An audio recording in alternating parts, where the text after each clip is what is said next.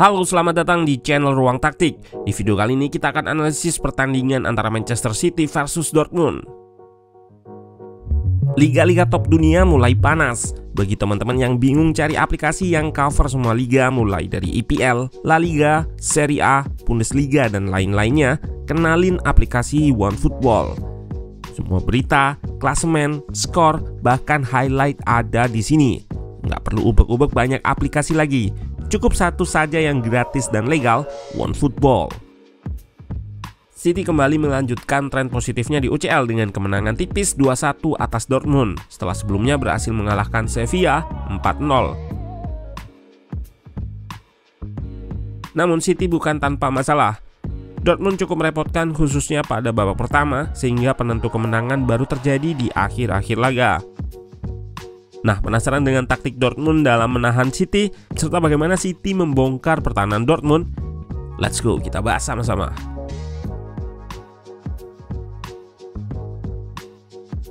Manchester City yang diasuh oleh Pep Guardiola dan Dortmund yang diasuh oleh Edin Terzic menggunakan formasi yang sama, yaitu 4-3-3.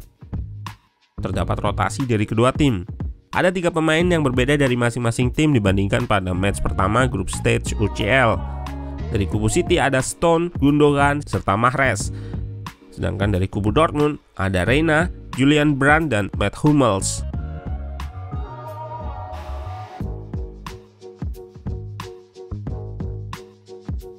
Seperti biasanya, City akan lebih sering build up dan menyerang lewat sisi kiri.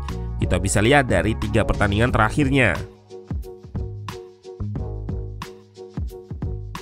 Pada laga ini, Gundogan bisa dibilang sejajar dengan Rodri untuk membentuk pivot sehingga formasi lebih terlihat 4-2-3-1. Dikarenakan defensive shape Dortmund yang kompak, Gundogan bisa menjadi konektor antara tengah dan depan.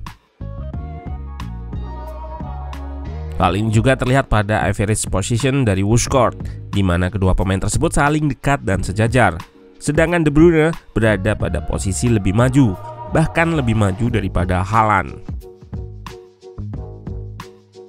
Ide City adalah untuk melakukan sirkulasi terlebih dahulu dengan membuat segitiga atau wide overload di sisi kiri guna membongkar pertahanan Dortmund lewat kombinasi 1-2. Jika pertahanan tersedot ke sisi kiri, lalu melakukan switch play ke area yang lebih sepi atau free, yaitu di sayap kanan, dengan memanfaatkan kelebaran maksimal. Hal ini diperlukan agar defensive shape dari Dortmund ikut tergeser ke sisi yang diinginkan Manchester City dan tercipta ruang di belakang backline Dortmund. Tetapi hal tersebut masih bisa digagalkan Dortmund dengan pemain tengah maupun pemain depan rajin membantu defense. Defensive shape dari Dortmund juga kompak dan rapat antar pemain sehingga menyulitkan City untuk melakukan progresi bola ke tengah. Kita lihat shape Dortmund berubah dari 4-3-3 yang rapat, lalu di akhir klip pemain tengahnya turun hingga sejajar 4 back. Shape 5 back yang dinamis atau situasional.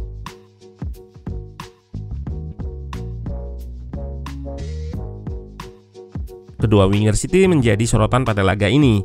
Grealish kerap kali kehilangan bola dan nggak efisien saat melakukan serangan.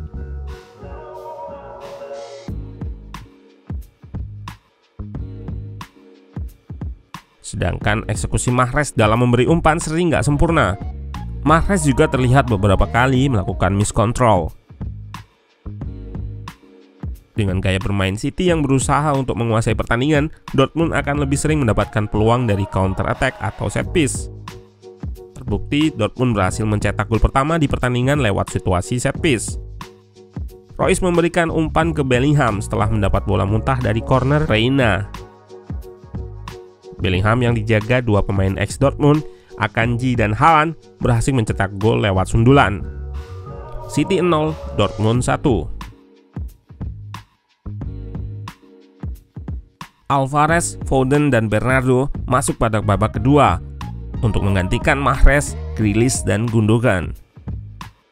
Yang membedakan pada babak kedua adalah perputaran posisi antara Bernardo, Foden, Cancelo yang fluid atau cair, sehingga mereka saling mengisi posisi satu sama lain tanpa ada masalah dan sering membuat wide overload untuk memudahkan progresi bola. Hal ini bisa membuat Dortmund kesulitan melakukan penjagaan akibat rotasi yang terjadi terus-menerus.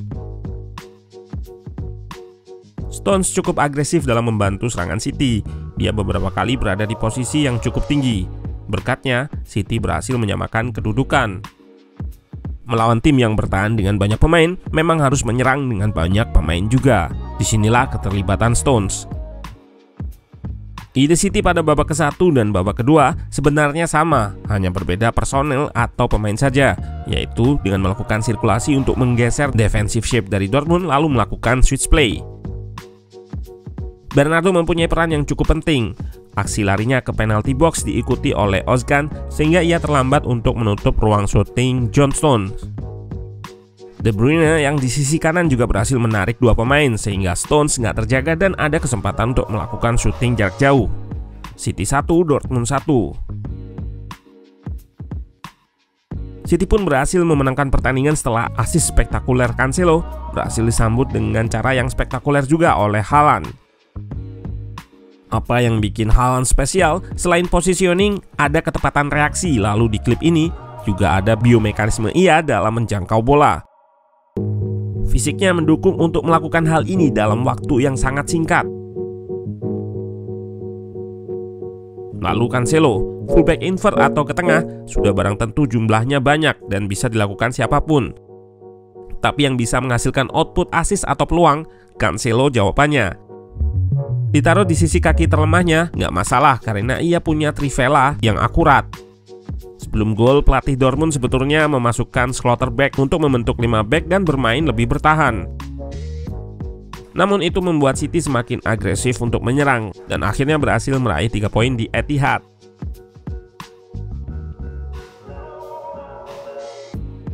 Kemenangan ini membuat City sementara nyaman sebagai pemuncak klasemen grup G untuk sementara, diikuti oleh Dortmund yang berada di posisi kedua.